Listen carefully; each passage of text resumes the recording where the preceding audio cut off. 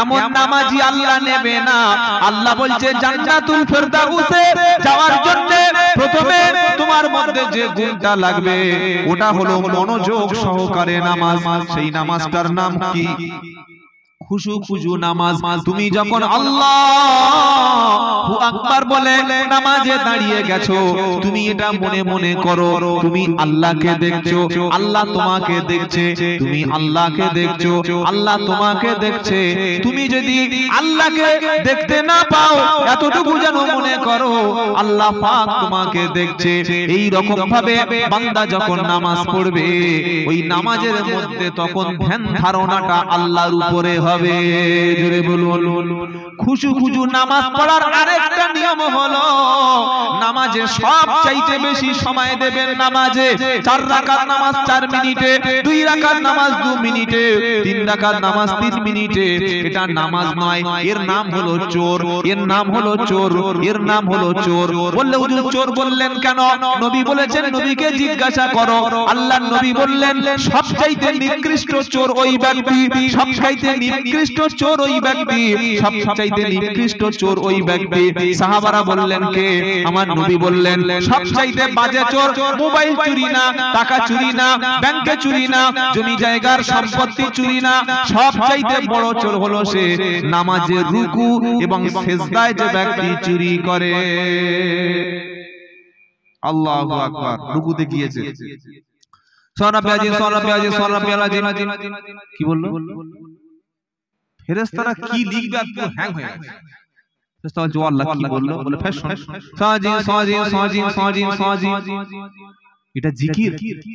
রুকু তাসবিহ সুবহানা রাব্বিয়াল আযীম মিনিমাম কতবার?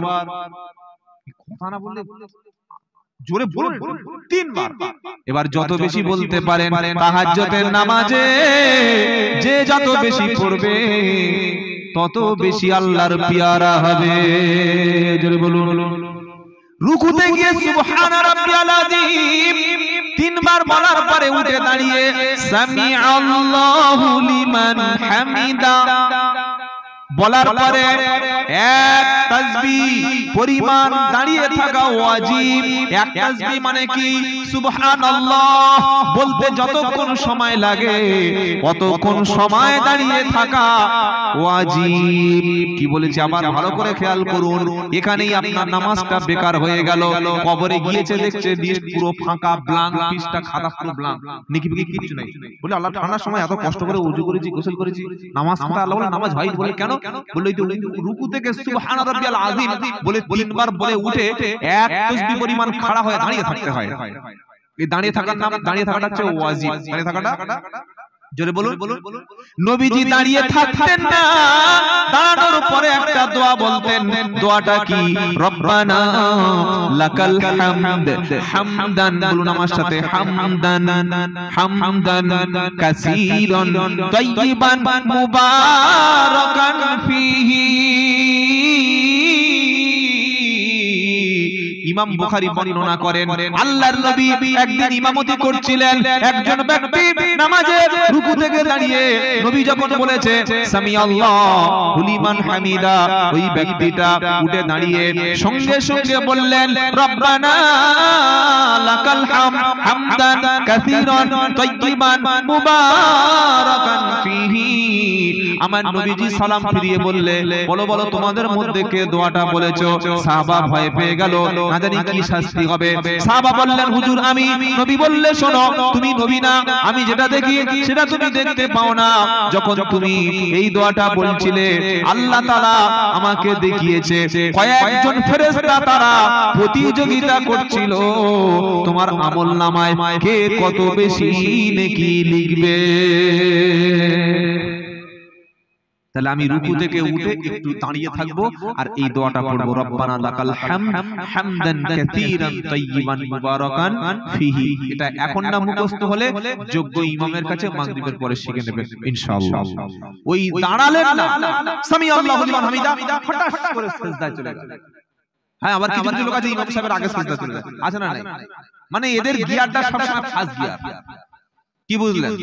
ইমাম যায়নি তার আগে তাহলে ইমামতি কর বাবা, চলে গেছে গিয়ে বসে আছে। ইমাম সাহেব মনে করছে কোন যুগের মারলে, আদম নবীর আগের না পরে? কি বুঝলেন? ইমাম যায় নাই, সেজদায় গিয়ে বসে আছে। তাহলে দাঁড়িয়ে থাকা ওয়াজিব, সুবহানাল্লাহ বলে দাঁড়ানো ওয়াজিব পরিমাণ। যদি কেউ না দাঁড়ায়, সেজদায় চলে গেল, ওয়াজিব ছেড়ে গেল, সো সেজদা দিল না, নামাজ নষ্ট হয়ে গেল। কি বলছি বুঝতে পারছেন না? এইবার সেজদায় যাওয়ার পরে একটা দোয়া আছে, দোয়াটা কি? সুবহানা রাব্বিয়াল আলা, আলা কি গো? সুবহানা রাব্বিয়াল আলা। মিনিমাম বলতে হবে তিনবার। তিনবার বলার পরে আল্লাহু আকবার বলে ইমাম যখন সিজদা থেকে উঠে বসেছে, মুক্তাদি তখন উঠে বসবে। ওই বসে থাকার মধ্যে কিছু মানুষের নামাজটা এই জায়গায় শেষ হয়। ঠান্ডার সময় কষ্ট করে ওযু করে, কষ্ট করে গোসল করে, ফজরের সময় ব্ল্যাঙ্কেট লেপগুলো ফেলে দিয়ে 1 কিলোমিটার হেঁটে এসে ঠান্ডা পানিতে ওযু করে সুন্নাত নামাজ পড়ছে। প্রথমে সিজদায় গিয়ে বলেছে সুবহানা রাব্বিয়াল আলা, সুবহানা রাব্বিয়াল আলা, সুবহানা রাব্বিয়াল আলা বলেই বসেছে। বসে একদম দেরি করেনি, 1 সেকেন্ড ওয়েট করেনি, আবার দুম করে সিজদায় চলে গেল। মাঝখানে বসে থাকা সুবহানাল্লাহ বলতে যতক্ষণ সময় লাগে, এতক্ষণ পরিমাণ দুটো সিজদার মাঝখানে বসে থাকা ওয়াজিব, বাধ্যতামূলক। মাস্ট যদি না বসে সিজদায় চলে যায়, ওয়াজিব ছেড়ে গেল, নামাজ চলে গেল, বেকার হয়ে গেল। বললে হুজুর আল্লাহর নবী কি করতেন? নবীজি সিজদায় থাকতেন যতক্ষণ, বসে থাকতেন ততক্ষণ, সিজদায় থাকতেন যতক্ষণ, বসে থাকতেন ততক্ষণ। দুই সিজদার মাঝখানে বিশ্ব নবী একটা দোয়া করতেন। দোয়াটা কি? আল্লাহুম্মা ফিরলি ওয়ারহামনি ওয়াহদিনি ওয়ারযুকনি ওয়াফিনি। আয় আল্লাহ আমাকে ক্ষমা করো, হেদায়েতের রাস্তা দেখিয়ে দাও, আমাকে রুজি দান করো। জোরে বলুন সুবহানাল্লাহ। আপনি কাল থেকে যে কোনো মসজিদে গিয়ে দেখবেন এই দুটো জায়গায় 90% লোকের নামাজ শেষ। ও বুঝতে পারছেন? ও যে একদম পুরো নাম্বার একদম জিরো হয়ে যাচ্ছে, বুঝতে পারছেন? রুকু থেকে উঠে ফটাস করে ফটাস, আর সিজদা থেকে 1 সেকেন্ড বসবে না, ঝটাস করে। কি করে না? যত তাড়াহুড়া গতি সব নামাজের মধ্যে। বাবাজিরা আল্লাহ ভাইরা, এই যদি নামাজি ব্যক্তিদের অবস্থা হয়, তাহলে বেনামাজিদের অবস্থাটা কোথায় ভেবে দেখেছেন? ওরা কোথায় আছে? জলসার দিন পর্যন্ত এশার নামাজ কাজা, জলসার সেক্রেটারি। কি বলছি বুঝতে পারছেন না? জলসার দিন মাগরিবের নামাজ কাজা, জলসার ক্যাশিয়ার। এই যদি জলসার অবস্থা হয়, আর এমনি যারা শুনতে আসে ওরা তো হাফ পানি নেয়। ও এসেছে বাদাম খেয়ে খেয়ে যাওয়ার সময় কলম বার করে বাঁশ তলায় ঝাড়ছে, পাশের ছেলে বলছে এটা কবরস্থান জানিস না? বললে আগে বলবি তো। ও পেশাব করেছে কবরে, পেশাব করে বাড়ি চলে গেছে। এখনো ভাষা শেখেনি মুসলমানের ছেলে। কুকুর কোনোদিন খোলা জায়গায় পেশাব করে না, হয় টায়ারে, নয় গাছের গায়ে, নয় দেয়ালের গায়ে, নয় বাঁশ বাগানে। কুকুর দেখেছেন? আমি চ্যালেঞ্জ করছি, কুকুর কোনোদিন এরকম হাঁটতে হাঁটতে চলতে চলতে পেশাব করে না। ও যে কোনো সাইডে পেশাব করবে, হয় খুঁটির গায়ে, বাঁশের গায়ে, গাড়ির টায়ার, তা না হলে দেওয়াল। করবে না, কথা বলে না। ভুল হলে আমার বলুন যে আমি ভুল বলছি, ভুলটা সেরে নেব। আমি তো দেখে শিখে আপনাকে বলছি। কুকুর জানে যেখানে সেখানে পেশাব করা যাবে না, মুসলমান নামাজ পড়বে। আর মুসলমানের ছেলেরা পৃথিবীতে জন্ম নিয়েছে মুসলমানের ঘরে, এখনো দাঁড়িয়ে পেশাব করছে, বসতে শিখেছে। ওই অবস্থায় যদি ওর কাছে মালাকুল মউত আসে, বলবে আজরাইল দাঁড়া একটু পানি নিয়ে আসি, তো পানি নেওয়ার সুযোগ দেবে? তার আগে পানি নিচে থেকে বার করবে। আল্লাহ আমাদের জন্য প্রত্যেকের পাক পবিত্র হয়ে থাকার তৌফিক দান করে, সকলে বলুন আমিন। তাহলে নামাজের চোর আপনাদের শিখিয়ে দিলাম। এবার খালি মসজিদে যাবে না, চোর খুঁজবেন যে কে কে বড় চোর। ও রুকুতে চুরি করবে, সিজদায় চুরি করবে। রুকু থেকে দাঁড়িয়ে কি দোয়া? রব্বানা লাকাল হামদ হামদান কাসীরান তাইয়িবান মুবারাকান ফিহি। এটা না বলতে পারলে মিনিমাম সুবহানাল্লাহ বলতে যতক্ষণ সময় লাগে চুপচাপ দাঁড়িয়ে থাকবেন, মনে থাকবে ইনশাআল্লাহ। আর একটা কি শিখিয়ে দিলাম, নামাজ যাতে নষ্ট না হয়, দুই সিজদার মাঝখানে আমরা অনেকে মোটেই যে বসি না, আল্লাহর নবী সাল্লাল্লাহু আলাইহি ওয়াসাল্লাম বসে দোয়া পড়তেন, আল্লাহুম্মা গফিরলি ওয়ারহামনি ওয়াহদিনি ওয়ারযুকনি ওয়াআফিনি।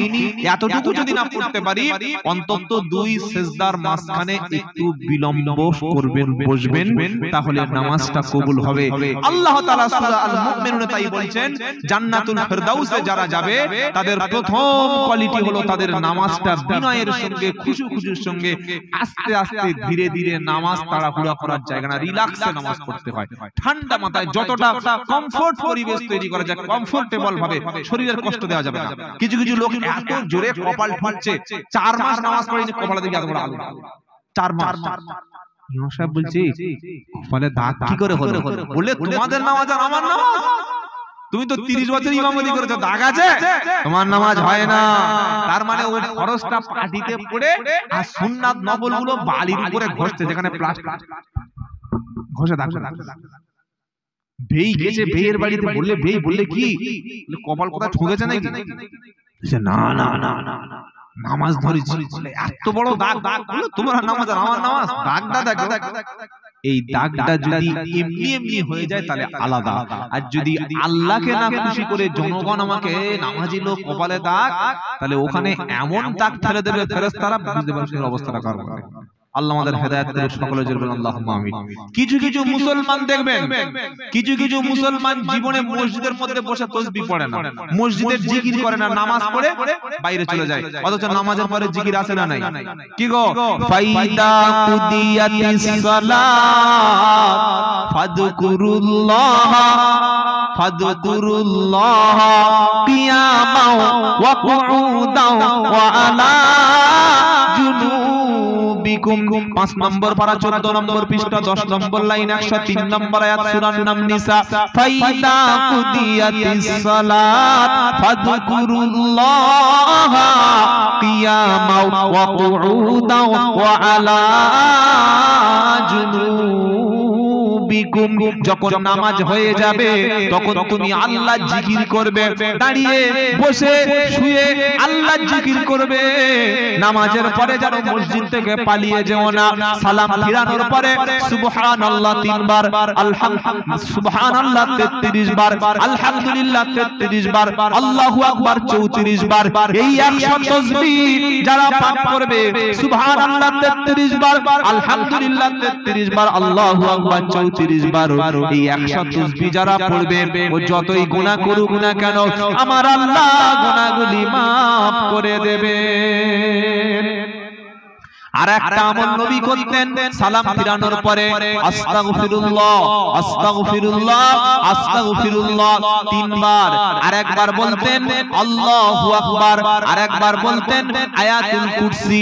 যাদের মুখস্থ আছে পড়বেন, কারণ আয়াতুল কুরসি যারা ফরজ নামাজের পরে তেলাওয়াত করে, ওই ব্যক্তি জান্নাতে যাওয়ার জন্য একটাই মাত্র দরজা তার জন্য বন্ধ আছে, ওই দরজার নাম হলো মৃত্যু নামক দরজা। ওই লোকটি মারা যাবে, সাথে সাথে আমার আল্লাহ জান্নাতের দরজা খুলে দেবে। বললে হুজুর মুখস্থ নাই, তাহলে ওযু করে মসজিদে চলো, গিয়ে মুখস্থ করে নাও। যদি বলি হুজুর আরবি পড়তে পারি না, তাহলে ইমাম সাহেবের কাছে ওযু করে 1 মাস ট্রেনিং নাও, শেখা হয়ে যাবে। যদি বলি শিখবো না, তাহলে মার খাওয়ার জন্য রেডি হও। কি বলবো? আর কোন রাস্তা আছে নাকি? আমি এখন ধরে ধরে বলবো এখানে রাস্তা আছে?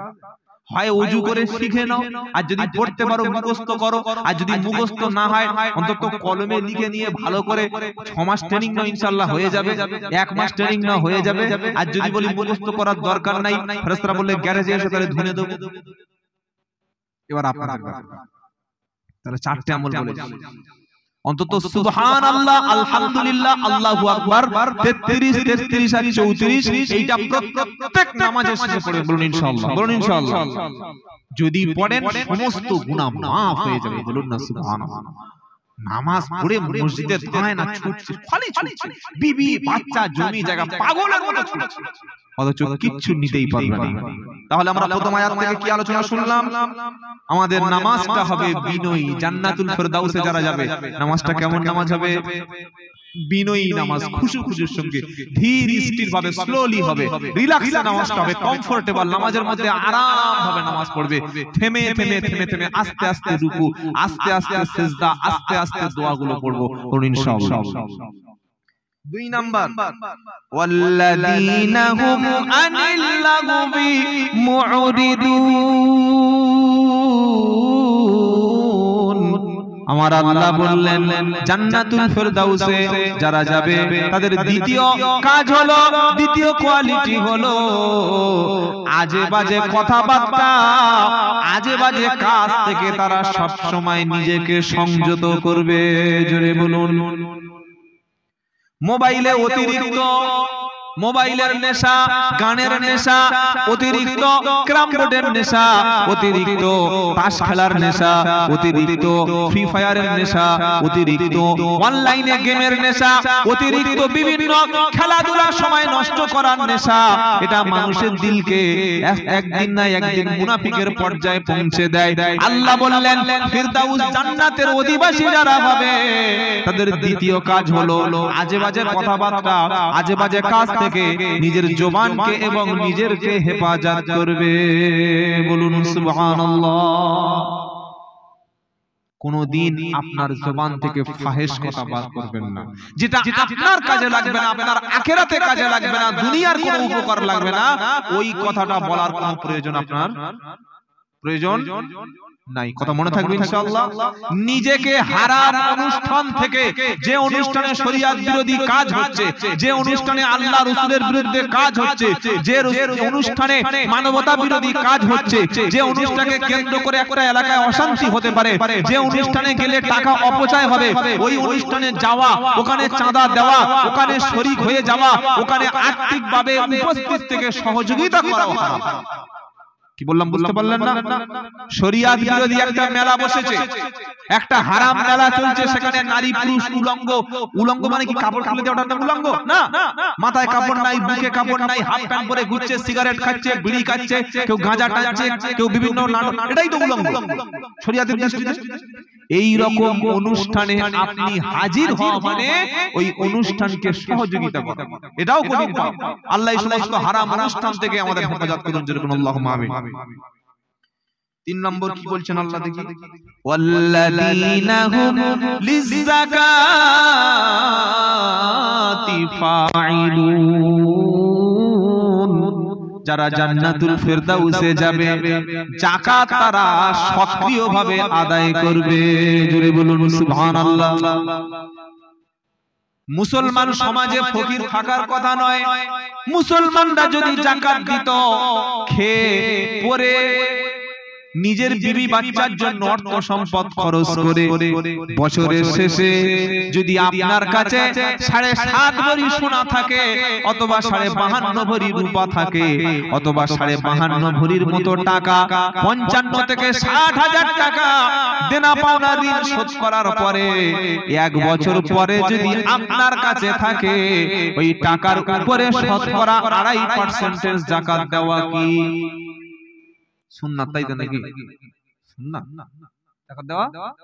যাকাত দেওয়া ইয়াউমা ইহমা আলাইহা ফি নারি জাহান্নামা ফাতুকু বিহা জিবাহুহুম ওয়া জুনুবুহুম ওয়া দুহুরুহুম হাদা মা কানাজতুম লিআনফুসিকুম ফাদুকু মা কুনতুম তাকুনিজুন।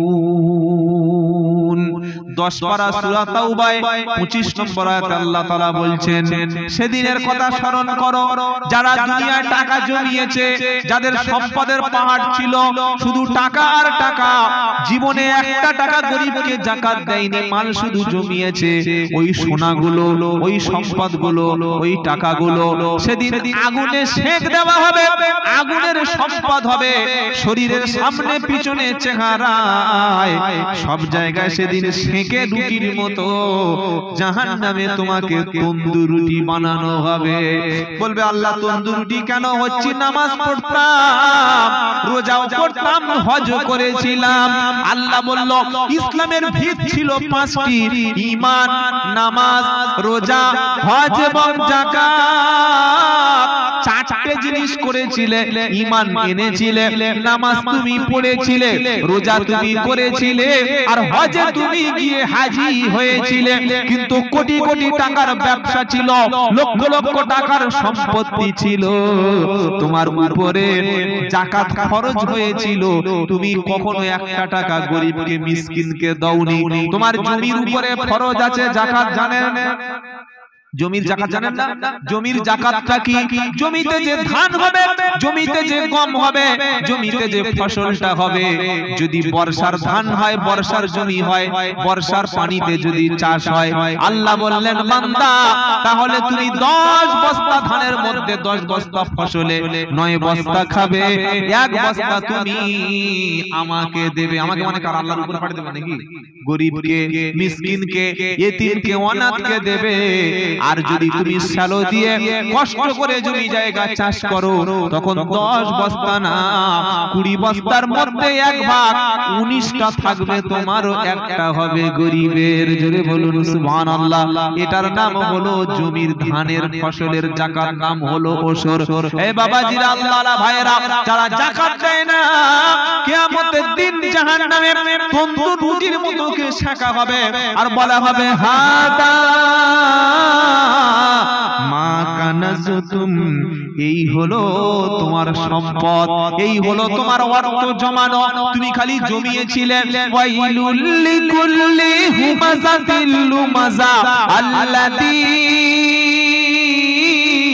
জামাআ মালাহু ওয়া আদ্দাদা ইয়াহসাবু আন্না মালাহু আখলাদা। আল্লাহ বলল তাদের জন্য ধ্বংস, যারা সামনে পিছনে মানুষের নিন্দা করে, আর যারা টাকা খালি জমিয়েছে, শুধু জমিয়েছে। এরকম লোক আছে না নাই? এত টাকা জমিয়েছিল, মরে গেছে, মাটির ভিতরে খাটের নিচে খুলে দেখছে সেখানে টাকা, পুরাতন বাক্সে দেখছে টাকা, পুরাতন লুঙ্গির ভাঁজ করা দেখছে টাকা, পুরাতন জামার পকেটে দেখছে টাকা, অথচ মরলে কাকা তোমার পকেট পুরো। কি গো কাকা, সারা জীবন জমালে টাকা, একটা নিতে পারলে না, আর এমন কাফন দেবে তোমার কাফনের পকেট থাকবে না। হারাম ভাবে হালাল ভাবে মাল কামিয়েছো তুমি, আর পাশের লোককে ফকির বানালে করে গেলে ঋণী। ভেবেছিলে নিয়ে যাবে অনেক তুমি টাকা, মরে দেখো কাফনের পকেট পুরো হবে ফাঁকা, মরে দেখো কাফনের পকেট পুরো হবে ফাঁকা। সেজন্য যাদের সম্পদের মালিক, বছরে হিসাব করে যাকাত দিয়ে দেবেন। গরিব, দরিদ্র, দুস্থ, অসহায় তাদেরকে যাকাত দেবেন। বলুন ইনশাআল্লাহ, বলুন ইনশাআল্লাহ। আপনার পাড়ার মধ্যে যদি কোনো মানুষ থাকে চিকিৎসা করাতে পারে না, ডাক্তার দেখানোর জন্য সেই লোকের কাছে পয়সা নেই, শুধু মসজিদে এসে বলছে ভাই আমার ছেলেটার কঠিন রোগ, 1000 টাকা হলে ছেলেটাকে ডাক্তার দেখাতাম, অনেক বড় রোগ, তো একটু তোরা ব্যবস্থা কর না। নামাজ পড়ে বলছে বাড়ি যা, বাড়ি যা, বাড়ি চলে যা, এত ঝামেলা কোনো করিস, এখন হাতে সময় আছে, বাড়ি থেকে বল দোয়া ইউজ করতে বল। আচ্ছা 3000 টাকার ওষুধ লাগবে, দোয়া ইউজ করলে কাজ হবে? কথা বলে না। আগে ওষুধ খেতে হবে তবে তো দোয়া ইউজ করবে নাকি? মসজিদ থেকে বলে দিল বাড়ি যা, ঝামেলা করিস না, বাড়ি যা, দোয়া ইউজ কর, পড়লে হয়ে যাবে। দোয়া ইউজ যদি পড়লে শুধুমাত্র সুস্থ হয়ে যাবে, তাহলে হসপিটালগুলো রাখবো কেন? খালি দোয়া ইউজ করবে কি? ওষুধ খেতে হবে আর দোয়া ইউজ করতে হবে, তবে কাজ হবে। কথা বুঝতে পারছেন কি পারছেন না? মসজিদ কমিটি কিংবা নামাজিরা কিংবা আমাদের মুসলিম সমাজের অবস্থা, তাহলে কাজটা কি ছিল? এখানে কত টাকার ওষুধ? 3000 টাকা। মসজিদে একটা মিটিং করে সেক্রেটারি, ক্যাশিয়ার এবং পাড়ার যুবকেরা, ভাই ওই ছেলেটার বাড়িতে প্রচুর বিপদ, আমরা 3000 টাকা কালেকশন না করে দিতে পারি? পাড়া থেকে তো 10টা লোকের কাছে 100 করে বললে 1000 টাকা, 200 টাকা করে বললে তো 2000 টাকা উঠে যাবে। দিই না তার বাড়িতে 2000 টাকা দিলে, ওই মানুষটা সুস্থ হলে আল্লাহ এর জন্য আপনার জান্নাত রেখেছে না রাখেন? জোরে বলুন। 3000 টাকার ওষুধ কিনে দিতে মুসলিম মহল্লায় পারে না, কিন্তু এরা ঠিক 80,000 টাকার কুরবানির গরুটা কিনতে পারে। 80,000 টাকা মালের সাইজ কি? এই সাইজের গরু। ঈদের দিন গা ধোয়াচ্ছে আর বলছে মাল দেখেছো 3 মণ চর্বি হবে। ফেরেশতা বলছে কবরে আয় একবার তুই চর্বি তোর পাছা থেকে খুলে বার করে। কে বলে 1000 টাকা করবে? কে বলে? ভাড়ায় লোক খাওয়া পাচ্ছে না, একটা মেয়ের বিয়ে হচ্ছে হাত পাচ্ছে, ভাই দে না বলে সরকার তো কন্যাশ্রীর উপস্থিত দিচ্ছে। আর ভাই কন্যাশ্রী 3 লাখ টাকা দেয়? এখন কোন বিয়ে 2 লাখ 3 লাখ টাকার কোন বিয়ে আছে? ছেলের বাপ তো হাওর, ও বাইক নেবে, মানে গদি নেবে, সোফা নেবে, ড্রেসিং টেবিল, ডাইনিং টেবিল, হাতের নেবে, কানের নেবে, কি না মেয়ের কিডনিটা পর্যন্ত নিয়ে নেবে। এত বড় ছোট লোক সমাজ এখন। মেয়ের বাপ যদি বলে আমার কিডনিটা বেচে দিয়ে দিত আমার মেয়েটা বিয়ে কর, বলে হ্যাঁ আমার কিডনিটা বেচে দাও। এরকম ছোট লোক আছে না? কথা বলে না? আপনাদের নদিয়ায় আমাদের 24 পরগনা আছে, ও মেয়ের বাপ শ্বশুরের কিডনি পর্যন্ত খুলে বেচলে আমাদের জামাই আমাদের 24 পরগনা। কি সর্বনেশে হারাম করা চিন্তা। বাবাজিরা আল্লাহ আল্লাহ ভাইরা, তাহলে এই রকম মেয়ে যখন আমাদের সমাজে হাত পাচ্ছে, আমাদের কাজ ছিল তাকে পাশে দাঁড়ানো, সহযোগিতা করা। উচিত ছিল কি ছিল না? ছিল। আমরা মসজিদ, আমরা সমাজ, আমরা মুসলিমরা সব নিয়ে ভাবি না, ভাবতে শিখুন, মানুষের পাশে দাঁড়াতে শিখুন। যদি একটা মানুষ রোগে ছটফট করে কষ্ট পায়, একটা মানুষ ঠান্ডায় ঠকঠক করে কাঁপছে, আর আপনার বাপের মিলাদ হচ্ছে, একটু আগে বলছিলাম না 40-এর দিন একটা হুজুর দাওয়াত করেছে 15,000 টাকা, একটা গরু কিনেছে 20,000 টাকা, একটা মোটামুটি মিনিমাম একটা খানা কত টাকা খরচ? তাড়াতাড়ি বলুন। 1 লাখ? কি বললেন? শুনে ঘামে এসে যাচ্ছে আমার কাছে। সর্বনাশ! 1 লাখ টাকা। নিজের বিবেককে প্রশ্ন করুন, আপনার বাপের মিলাদের দিন 1 লাখ টাকা খরচ হবে, ওই 1 লাখ টাকায় মিনিমাম 500 লোক খাবে কিংবা 1000 লোক খাবে। এই লোকগুলো সারা জীবন দোয়া করবে নাকি একদিন দোয়া করবে? জোরে বলুন, একটু জোরে বলুন। একদিন। যারা বেশিরভাগ খানায় আসে নামাজি না বেনামাজি? নামাজি। কারা বেশি আসে? বেনামাজি। নামাজি লোক গিয়ে দেখছে প্যান্ডেলে বসার জায়গা নাই, আর যারা বসে আছে তারা জীবনে মসজিদে যায় না। কি হয়? কি হয়?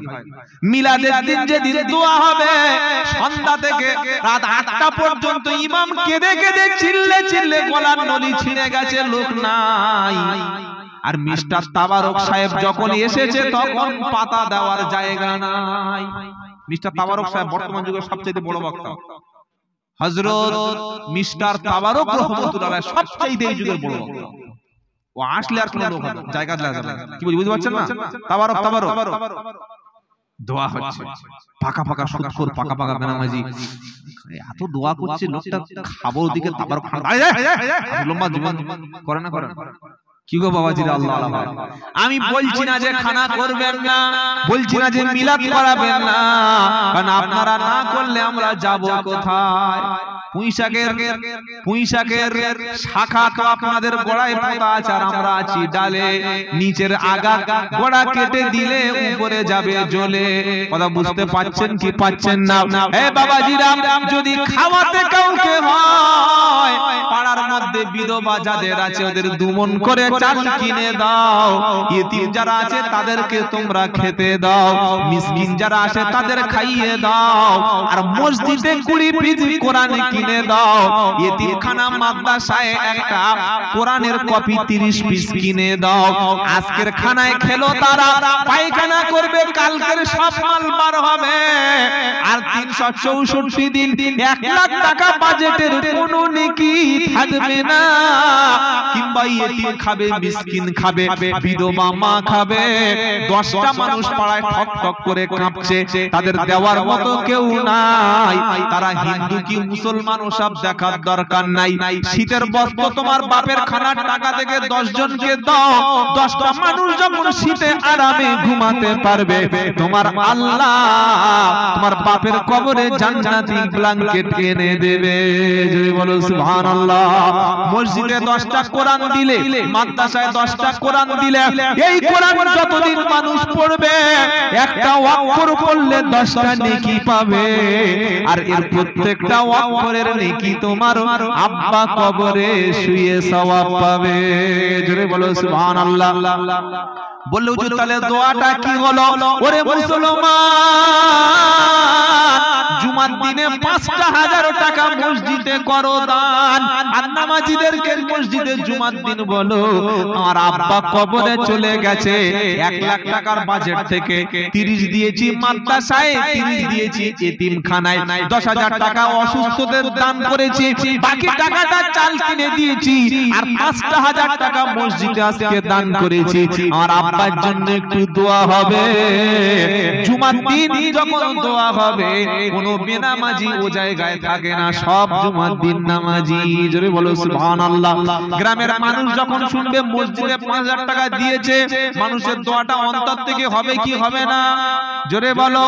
আর জুমার দিনের দোয়া কবুল হয়, যদি জুমার দিনের দোয়া কবুলের সময় তোমার বাপের জন্য দোয়াটা একবার লেগে যায়, তোমার বাপের কবরে নেকি কিয়ামত পর্যন্ত বন্ধ হবে না। তাহলে খাওয়ার একটা রাস্তা মোটামুটি ঝামেলা হয়ে গেল, কি ঝামেলা গেল? খান খান দেখে কার বাড়ি খেতে গেছে, যেটা মত করেছে চলে। সুদের মাল, লটারি টিকিট বাঁচে না, খালি পেয়ে যায়। জ্যান্ত সুদখোরের বাড়ি কোনোদিন খাবে না, জ্যান্ত সুদখোর। এখন আমার সুদখোর নাই, এখন ইন্টারেস্ট, বন্ধন, মহিলা সমিতি, কি বুঝলেন, এইগুলো এখন আর সুদখোর ফুদখোর পাওয়া যায় না, এরা সব আল্লাহ ওয়ালা। তো যাই হোক, 3টা আয়াত বললাম, 4টে। 4 নম্বর কি ইমানদারের? ওয়াল্লাযীনা হুম লিফুরুজিহিম হাফিজুন। আল্লাহ রাব্বুল আলামিন বলেন জান্নাতুল ফিরদাউসে যারা যাবে তাদের 4 নম্বর কাজ হলো নিজেদের লজ্জাস্থানের তারা হেফাজত করবে। জোরে হবে না, আরো জোরে। লজ্জাস্থানের হেফাজত করবে তার মানে কি? তার মানে স্বামী স্ত্রী ছাড়া তার লজ্জাস্থান অন্য কোনো জায়গায় মিসইউজ করবে না। আর স্ত্রী স্বামী ছাড়া তার লজ্জাস্থান কোনো পরপুরুষের জন্য খুলবে না। বললে দলিল দাও মাওলানা। কোরআন বলছে ইল্লা আলা আজওয়াজিহিম আও মা মালাকাত আইমানুহুম ফাইন্নাহুম গায়রু মালুমিন।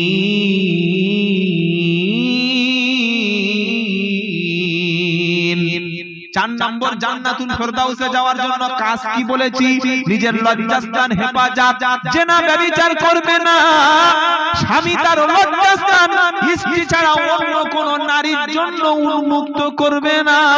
আর স্ত্রীর লজ্জাস্থানটা স্বামী ছাড়া অন্য কোন পুরুষের জন্য খুলবে না। আগে পাড়া থেকে পালিয়ে যেত আইবুড়ো মেয়েরা, এখন পালিয়ে যাচ্ছে পাড়া থেকে 2 ছেলের মা। যাচ্ছে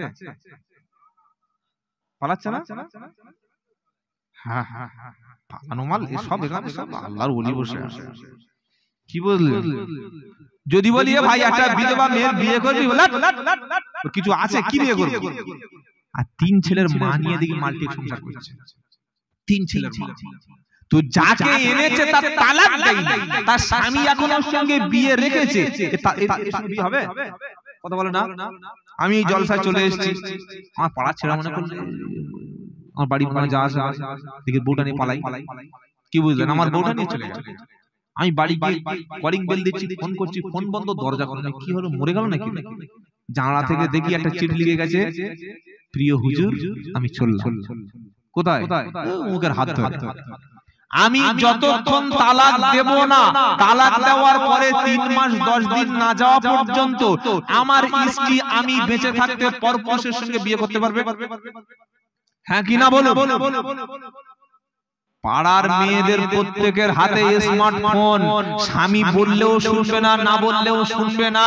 প্রত্যেকটা মহিলা এখন 100-র মধ্যে 50% মহিলা পরকীয়ার সঙ্গে যুক্ত। যখন ফোন করবেন ব্যস্ত। এই দুই ছেলের মা এত ব্যস্ত কোথায়? বললে আমাদের কি সময় নাই, আমাদের কত বন্ধু বান্ধব আছে, এক্স গার্লফ্রেন্ড বয়ফ্রেন্ড রয়েছে, আমাদের কলেজের অনেক বন্ধু, আমাদের সময় নাই। এইভাবে প্রত্যেকটা এলাকায় চলছে পরকিয়া। স্বামী যদি বেশি কথা বলে মিথ্যা মামলা দিয়ে জেলখানায় ঢুকিয়ে দেবে, আর স্বামী বেশি কথা বললে ওর নাকের উপর থেকে হেঁটে অন্য সামনে চলে যাবে। প্রত্যেকটা এলাকায় চলছে। আমাদের কাছে রাত 12টার সময় ফোন করে, হুজুর একটা বিয়ে পড়াতে হবে। রাত 12টার সময় কিসের বিয়ে? এত লোকের মানে রেস এসে গেল 12টার সময়, এত মানে ঝুঁকে গেছে বিয়ের দিকে, এত প্রেম। গিয়ে দেখি ও সর্বনাশ, দুই ছেলের বাপ, তিন ছেলের মা, ছানাপনা মিলে 5 ছেলে। তাহলে কি ব্যাপার? বলে এই মেয়েটা খুব ভালো লেগেছে, চলে এসে তালাক হয়েছে। বলছে না হয়নি, হবে, তালাক হবে না, চিন্তা কর। হারাম, জিনা। সেজন্য আপনার স্ত্রী যাতে পরপুরুষের প্রতি আকৃষ্ট না হয়, আপনার যুবতী কন্যা যেন লজ্জাস্থানটা হেফাজত করতে পারে। উঠতি বয়সে যুবতী হয়ে যাওয়ার পরে, অ্যাডাল্ট হয়ে যাওয়ার পরে, সাবালিগা হয়ে যাওয়ার পরে যত দ্রুত সম্ভব তাকে বিয়ে দিয়ে দেবেন। বলুন ইনশাআল্লাহ, বলুন ইনশাআল্লাহ। 1 নাম্বার। 2 নাম্বার হলো আপনার ছেলে 22 বছর, 21 বছর, 23 বছর হয়ে গেছে, আপনার ছেলে গ্রাজুয়েশন কমপ্লিট করেছে, আপনার ছেলে, আপনি নিয়ত করেছেন ভাই এখন বিয়ে দেওয়ার দরকার নাই, ও আগে নিজের পায়ে দাঁড়াক, একটা কাজ করুক, একটা জব করুক, আগে ইনকাম শিখুক, তবে বিয়ে দেবেন। ওরে পাগল খাপা, ওই ছেলেটা 25 বছর বয়স হয়ে গেছে, 26 বছরে পড়ে গেছে, চোখের তলায় কালো দাগ পড়ে গেছে, রাত্রে বেলা ঘুম হয় না, রাত্রে বেলা ছেলেটা হস্তমৈথুন করে দিচ্ছে, ও ছেলেটার স্বপ্ন দোষে শরীর ধ্বজভঙ্গ হয়ে যাচ্ছে। এখনো যদি একে না বিয়ে দেওয়া হয়, যদি বিয়ে কি 60 বছর বয়সে বিয়ে দেবে? খেপা করার বাপ বুঝতে পারে না, আমার ছেলে ছোট, ও ইনকাম করতে পারে না। আরে রুজির মালিক তুমি এই কথাটা কেন ভাবছো? রুজির মালিক তো আল্লাহ। কোন মুসলমান যদি আল্লাহর ভয়ে, ইসলামের ভয়ে, কোরআনের ভয়ে, দ্বীনের হেফাজতের জন্য, ইসলাম হেফাজতের জন্য, নিজের চরিত্র হেফাজতের জন্য, নবী ইসলামের হাদিস রয়েছে, যদি কোন যুবক নিজের চরিত্র, নিজের চোখ, নিজের দৃষ্টি, নিজের ঈমান হেফাজতের জন্য, আল্লাহর খুশির জন্য যদি বিবাহ করে, আল্লাহ তাআলা তার রুজির ব্যবস্থা করে দেবেন। জোরে বলুন সুবহানাল্লাহ। বলে হুজুর কিরকম রুজির ব্যবস্থা? আল্লাহ তাআলা আপনার জন্য যে মেয়েটাকে বরাদ্দ করে রেখেছেন বিয়ের আগে, ওই মেয়েটা খেয়েছে না খায় নাই? জোরে বলুন। আমরা যে বিয়ে করেছি, আমাদের বিবিরা বিয়ের আগে খেয়েছে না খায় নাই? খেয়েছে। কোথায় খেয়েছে? ওর বাপের বাড়ি। ওখানে রুজি দিয়েছে কে? আল্লাহ দিয়েছেন। আপনি যখন তার দায়িত্ব নিয়ে এখানে চলে আসছেন, তার খরপোশ দেবেন, ভরণ পোষণ দেবেন, দিনের উপরে চালাবেন, আল্লাহ যে রুজিটা বাপের বাড়ি পাঠাতো, ফেরেশতাদের বলবে ওই রেশনের রুজিটা এবার এই বাড়িতে পাঠিয়ে দে। একবার জোরে বলুন সুবহানাল্লাহ। আচ্ছা, বিয়ে করে ফকির হয়ে গিয়েছেন, বিয়ের আগে ধনী ছিলেন আর বিয়ে করে ফকির হয়ে গিয়েছেন, এরকম কি এখন হাত তুলুন যে বউ নিয়ে ভিক্ষা করতে হচ্ছে? কোনদিন হবে না। হালাল পদ্ধতিতে সুন্নাহ অনুযায়ী ঈমান হেফাজতের জন্য, দৃষ্টি হেফাজতের জন্য বিয়ে করলে আল্লাহর নবী বলছেন আল্লাহ তাকে রুজিতে বরকত দেবে, তাকে ধনী বানিয়ে দেবেই দেবে। জোরে বলুন সুবহানাল্লাহ। আপনি তো আল্লাহকে রুজির মালিক বিশ্বাস করেন, আপনি নামাজ পড়ছেন, আর ছেলে বিয়ে দিচ্ছেন না। 28 বছর 30 বছর না, ছেলে কাজ করতে পারে না, আর ও কাজ করতে পারে না, কাজ করবে হালাল ব্যবসা। তো আল্লাহ তাআলা বলছেন তাই 4 নম্বর ইমানদারদের কি? ওয়াল্লাযীনা হুম লিফুরুজিহিম হাফিজুন, যারা নিজেদের লজ্জাস্থানকে হেফাজত করে। জোরে বলুন সুবহানাল্লাহ। আমরা আমাদের লজ্জাস্থান, আমাদের স্ত্রী ছাড়া আর কোন পরনারীর জন্য সংরক্ষণ রাখবো না। আর আমাদের স্ত্রীদের প্রত্যেকটা মেয়ে ছেলের অধিকার হলো স্বামী ছাড়া পরপুরুষের সঙ্গে সম্পর্ক না রাখা। স্বামীর সঙ্গে যে হাসি খুশি ব্যবহার, প্রেম, ভালোবাসা, বিনিময়, স্বামীর সঙ্গে যেভাবে আদান প্রদান, ওইটা যেন পৃথিবীর কোন পুরুষের সঙ্গে না হয়। যদি করে, এই মহিলাটা কিয়ামতের দিন অবশ্যই তাকে জাহান্নামে যেতে হবে। 5 নম্বর আল্লাহ তাআলা বলছেন, কটা বললাম? 4টে। والذين هم لأمانتهم وعهدهم راعون। 5 নম্বর আল্লাহ বলছেন জান্নাতুল ফেরদাউসে যাওয়ার জন্য লোকটা হতে হবে আমানতদার। কি হতে হবে? আমানত। আমানত মানে কি? আপনার কাছে কোনো একটা বিষয় গচ্ছিত আছে, ওই গচ্ছিত আমানতের খেয়ানত করা যাবে না। চোখটা হলো আমাদের কাছে আল্লাহর পক্ষ থেকে আমানত, শরীরটা হলো আমানত, এটাকে নষ্ট করা যাবে না। আমাদের বিবিটা স্বামীর কাছে আমানত, এই আমানতের খেয়ানত করে, বিবিকে বেপরদা করে, বিবিকে হারাম ভাবে বাজে ড্রেস পরিয়ে পরপুরুষের দেখানো যাবে না। সন্তানটা আল্লাহর পক্ষ থেকে, ছেলেটা এবং মেয়েটা আল্লাহর পক্ষ থেকে আপনার কাছে আমানত। এই ছেলে এবং মেয়েটার হেফাজতের দায়িত্ব সম্পূর্ণ আপনার। আপনার ছেলে যদি লেখাপড়া না শেখে, আপনার ছেলে যদি মাতাল তৈরি হয়, আপনার ছেলে যদি মাতাল হয়, মদ্যপ তৈরি হয়, সমাজ বিরোধী দেশ বিরোধী কাজের সঙ্গে যুক্ত হয়ে যায়, আপনি কিন্তু আমানতের খেয়ানত করলেন। কেউ যদি আপনার কাছে একটা কথা রেখে দিয়েছে, ভাই কথাটা কাউকে বলিস না, আপনি বলে দিলেন, আমানতের খেয়ানত করলেন।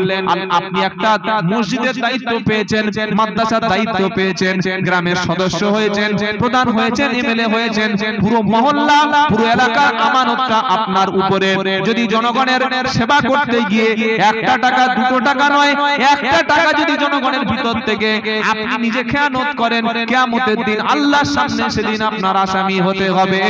তাই ইমানদার ব্যক্তির 5 নম্বর কাজ হলো আমানতের খেয়ানত ইমানদার করে না। 6 নম্বর হলো ও আহাদিহিম রাউন, আর যারা প্রতিশ্রুতি পালন করে। কি করে বাবা? প্রতিশ্রুতি পালন করে, ওয়াদা ভঙ্গ করে। আজ আমাদের মুসলমানদের স্বভাব ওয়াদা করলেই খেলাপ করে। জলসায় বলছেন নারায়ে তাকবীর, ভাই আমি 20,000 টাকা দেব, মসজিদে কালেকশনের সময় আমি 10,000 টাকা দেব। তারপরের দিন সব ছেলেরা গেল, বললে ভাই কই টাকা? বললে দেবো বলেছিলাম, তখন ঝুঁকে পড়ে বলে ফেলেছি, এখন ওই পরিস্থিতি আর নাই। কিরকম কিরকম চরিত্র? তুমি জলসার সময় সামনে বললে হ্যাঁ দেবো, এরকম বলছো, মিথ্যা কথা বলছো। রাত 12টার সময় খবর পেয়েছে যে আমাদের হালিম চাচা 1 বিঘে জমি বিক্রি করবে 10 লাখ টাকা। পাশের বাড়ির লোক ছিল, সবে সৌদি আরব থেকে ফিরেছে, বলে ও চাচা তোমার জমি বিক্রি করবে? বললে হ্যাঁ। বলে টাকা আছে নাকি? বললে হ্যাঁ। বলে কত? বললে 10 লাখ 1 বিঘে। বললে হ্যাঁ। ঠিক আছে 50,000 টাকা জমানো।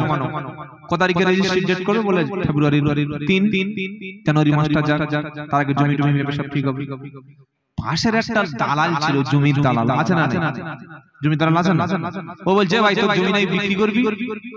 বললে হ্যাঁ কথা চলছিল। এর আগে কিন্তু 50,000 টাকা নিয়ে বায়না করে রেখেছে। বুঝতে পারছিস কি বললাম? বলে কত করে? বলে কেন বলছিস নিবি? জমি লাগতো, খুব দরকার ছিল, ওখানে মাছ টাছ চাষ করতাম। তা বললে কত দিবি? বললে তোর যা জায়গা অনেক দাম, 15 লাখ। কত? চাওয়ার আগে যদি কেউ 15 লাখ বলে, আগে 10 লাখ টাকার কথাবার্তা চুক্তি করে 50,000 টাকা অ্যাডভান্স নিয়েছে, তখন এই চুক্তিটা কি সব ইমানদার রাখতে পারবে? কি বলছেন বাবা? দেখলো হাতে হাতে 5 লাখ, হ্যাঁ হাতে হাতে 5 লাখ লস হয়ে যাবে। এই কবে রেজিস্ট্রি করবি? বলে জানুয়ারির 28 তারিখে আমার একটা ছুটি আছে, টাকা আছে কাছে?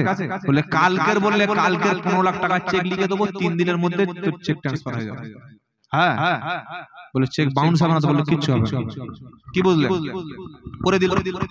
এইবার 29শে জানুয়ারি এই মুসলমান দাড়ি রেখে টুপি পরে 10 লাখ টাকা আগে যার কাছ থেকে বায়না করেছিল, 50,000 টাকা নিয়েছিল, তাকে না জানিয়ে 15 লাখ টাকা জমির দাম পেয়ে গেছে। ফেব্রুয়ারি 4 তারিখে ওকে কথা দিয়েছিল 29শে জানুয়ারি তার জমিটা রেজিস্ট্রি করে দিয়েছে। এইবার 3 তারিখে ও ফোন করছে, কই ভাই টাকা পয়সা নেবেন? আমি তো টাকা তুলেছি রেডি করে। বলে কিসের টাকা? এখন জমি 50,000 টাকা জমা দিলাম। বলে এই তোমাকে বলতে মনে নেই, একটু ইয়ে হয়ে গেছে, ও জমি আমি বিক্রি করব না। বিক্রি করবে না মানে? আমি বলছি বিক্রি করব, আমার টাকার দরকার নেই। বলে আমার টাকা নিলে, বলে টাকা তুমি ফেরত দিয়ে যাও। কি বলছি বুঝতে পারছেন না? এরকম মুনাফিক সমাজে আছে না? আরে আছে না? নাই। আল্লাহর নবী বললেন প্রতিশ্রুতি ভঙ্গ করো না। যার মধ্যে 3টে গুণ আছে সেই লোকটা মুনাফিক। কি? ইদা হাদাসা কাযাবা, কথা বলে মিথ্যা। ওয়া ইদা আমানাতু খাফা, আমানতের খেয়ানত করে। ওয়া ইদা ওয়াদা আকলাফা, আর যখন সে প্রতিশ্রুতি দেয় অঙ্গীকারবদ্ধ হয়, অঙ্গীকারবদ্ধটা তিনটি গুণ যার মধ্যে থাকবে সে হলো মুনাফিক। আর মুনাফিকের অ্যাড্রেস, তার ঠিকানা, তার ডেস্টিনেশন, তার গন্তব্যস্থল কি? পারা নাম্বার 5, পৃষ্ঠা নাম্বার 20, লাইন নাম্বার 11, সূরা নিসা, ইন্নাল মুনাফিকিনা ফিদ দারকিল আসফালি মিনান নার। আল্লাহ বলছেন মুনাফিকের শেষ ঠিকানা হলো জাহান্নামের নিচে। উপরে টুকরো না, একদম সবার নিচে ওর অবস্থা। কি বললাম বুঝতে পারলেন না? ঈমানদারের 5 নম্বর বৈশিষ্ট্যটা হলো মুখ থেকে যে ওয়াদাটাই করব ওই ওয়াদা আমি ভঙ্গ করব না। বলুন ইনশাআল্লাহ। প্রতিশ্রুতি ভঙ্গ করা কোনো ঈমানদারের কাজ নয়। ওটা হয়ে গেল। আর একটা বাকি আছে ইনশাআল্লাহ, সেটা আমার সময় শেষ হয়ে এসেছে, আমি 11টা চলে যাব ইনশাআল্লাহ। সেটা হলো আল্লাহ তাআলা বলছেন শেষ নম্বর, ওয়াল্লাযীনা হুম আলা সালাওয়াতিহিম ইউহাফিজুন। আল্লাহ রাব্বুল আলামিন বলেন ঈমানদার ব্যক্তি জান্নাতুল ফেরদাউসে যাবে। যাওয়ার জন্য 7 নম্বর কাজ হলো যারা নিজেদের নামাজ সমূহকে হেফাজত করে। জোরে বলুন সুবহানাল্লাহ। ফজরে, জোহরে, আসরে, মাগরিবে, ঈশা 5টি ওয়াক্তের নামাজ জীবনে যারা হেফাজত করে আল্লাহ তাআলা তাদেরকে কিয়ামতের দিন জাহান্নাম থেকে হেফাজত করবেন। জোরে বলুন সুবহানাল্লাহ।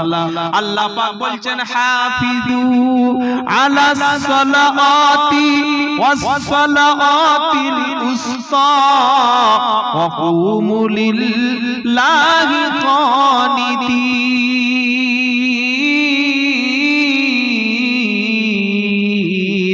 5 নম্বর পারা 14 নম্বর পৃষ্ঠা 10 নম্বর লাইনের 103 নম্বর আয়াত।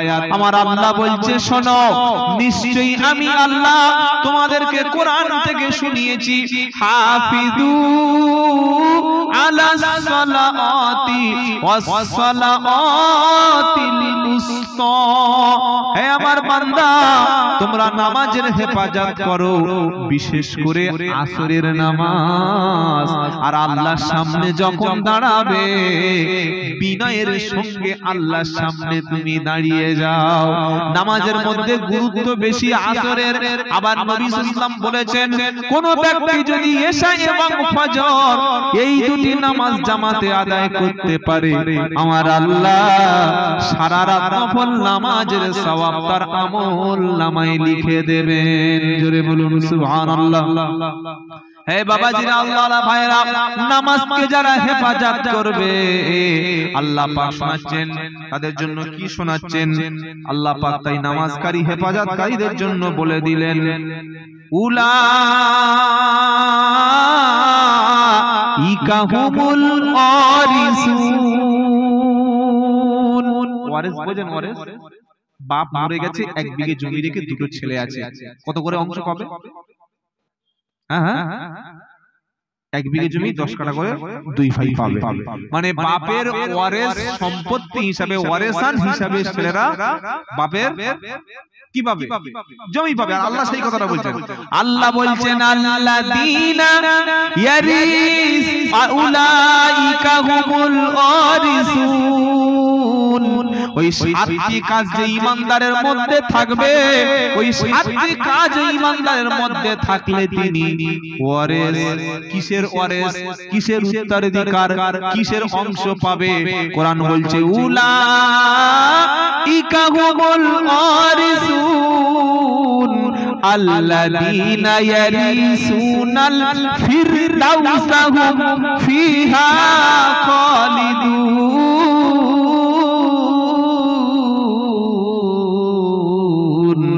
জান্নাতুল ফিরদাউসের উত্তরাধিকার।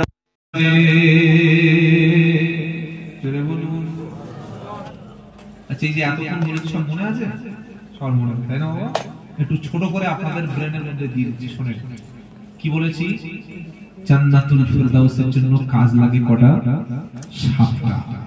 1 নম্বর হলো আপনাকে ঈমানদার তো হতে, ঈমানদার ছাড়া জান্নাতের কোনো গল্পই নেই।